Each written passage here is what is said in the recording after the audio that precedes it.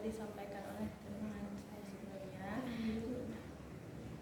Niat di sini kan untuk mewawancarai ibu mengenai studi sosial anak saya.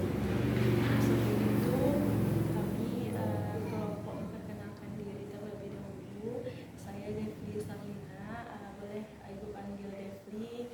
Dan ini Aurora Adelina, boleh dipanggil Aurora. Ini Putri Maisa Putri, boleh dipanggil Putri. Dan ini Lutfia Salsania, bisa dipanggil Salsa. Nah, tanpa memperpanjang waktu, kita masuk saja ke wawancara lagi ya Kak. Nah, yang pertanyaan pertama itu bagaimana ini terbagi menjadi dua, ada yang pelaksanaan pembelajaran dan ada yang perencanaan pembelajaran. Nah, yang bagian pelaksanaan pembelajaran ini pertanyaannya adalah yang pertama, bagaimana pengembangan keterampilan sosial anak di TK ini? Berdasarkan yang sudah berlangsung selama 2-3 bulan pembelajaran dari awal semester, perkembangan sosial anak setiap harinya terus meningkat dan kita akan mencoba terus untuk meningkatkan kembali kepercayaan diri dan sosial anak. Jadi meningkat ya. Oke, pertanyaan kedua, apa saja metode yang digunakan dalam stimulasi keterampilan sosial anak di TK ini? Biasanya kita pas anak datang, tempat duduk anak itu selalu kita ajak, tidak itu aja setiap harinya, sehingga anak tersebut tidak hanya berteman dengan teman yang dipilih dirinya saja. Kita menentukan teman hari ini supaya anak-anak tersebut bisa bersosial dengan semua temannya. Berarti dia tidak membeda-bedakan teman. Ya, kita berusaha untuk menekankan, menyamakan semua teman. Baik, pertanyaan ketiga, dalam pengembangan keterampilan sosial, pengembangannya lebih difokuskan pada sosial atau perilaku sosial? Kita lebih memfokuskan kepada perilaku dan sikap si anak, termasuk itu bagaimana tata cara mereka berteman yang baik dan tidak, yang harus dan tidak harus dilakukan. Lebih ke perilaku, bagaimana hubungan bergaul dengan teman gitu ya. Oke. Dan pertanyaan keempat, dalam pelaksanaan pengembangannya terkait dari pertanyaan nomor 3 tadi, masalah manakah yang lebih ditemui pada anak? Anak-anak ini kan berasal dari latar belakang keluarga yang berbeda. Kebetulan sekolah kita ini adalah sekolah Islam, jadi kita memfokuskan kepada perilaku anak yang berbudi luhur dan berdasarkan kepada pedoman Al-Quran.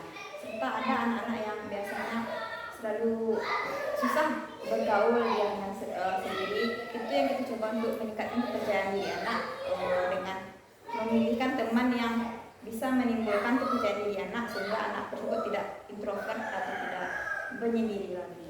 Tidak diam-diam hanya duduk. Kita berusaha untuk merubah perilaku. Berarti tugas ibu bukan hanya menerangkan saja, tapi memang betul-betul diperhatikan bagaimana sikap si anak gitu. Yang selanjutnya tentang perencanaan pembelajarannya.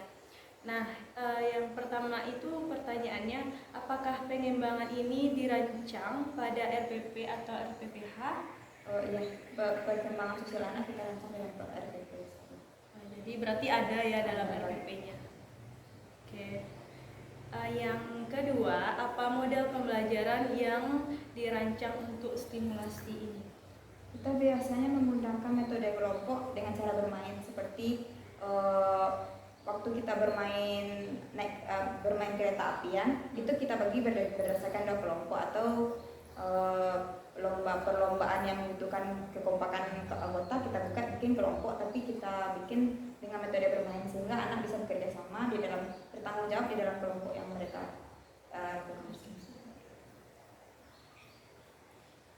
Pertanyaan ketiga, apakah kegiatan pembelajarannya terintegrasi atau terintegrasi di sini berarti khusus ya? Kemudian seperti apa kegiatannya? Kalau misalnya khusus, seperti apa kegiatannya?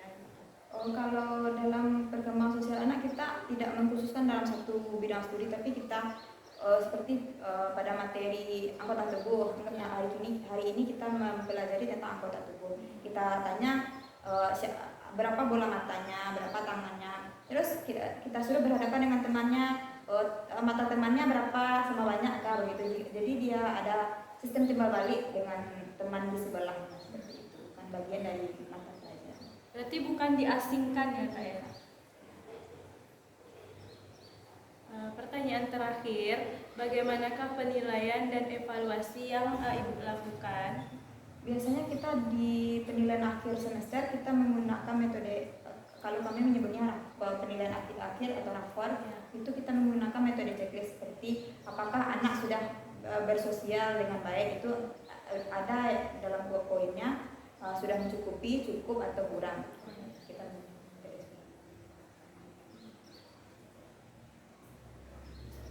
Jadi dapat disimpulkan dari selama proses pembelajaran selama semester ini, kita berusaha, kakak berusaha untuk meningkatkan ya kompetensi sosial peserta didik itu dengan cara tidak membeda-bedakan teman, supaya kompetensi sosialnya bisa berkembang gitu. dengan cara menyenangkan dan Iya. bermain.